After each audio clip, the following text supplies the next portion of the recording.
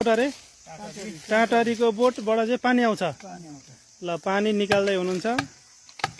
टाटारीको बोट यसरी काटेर अब यहाँबाट पानी कसरी आउँछ भन्ने कुरो चाहिँ यदि जङ्गलमा जङ्गलमा जाँदाखेरि यदि तिर्खा लाग्यो भने पानीको व्यवस्था छैन भने टाटारीको बोटलाई एउटा खुकुरी हुनु पर्यो। यसरी काट्दाखेरि चाहिँ पानी हुन्छ र यसलाई चाहिँ पिउने पानीको रूपमा यसलाई चाहिँ लिन सकिन्छ।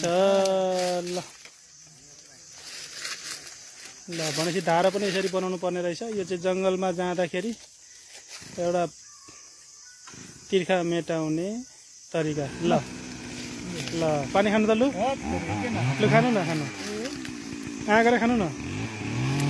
कस्तो बनाउँछ?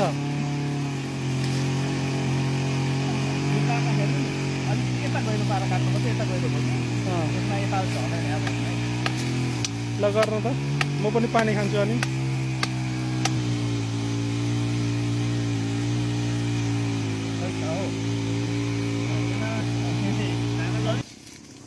पात थापेर खाने हो क्या? बोतल चाहिँदैन जङ्गलमा त क्या बोतल खोज्ने हो।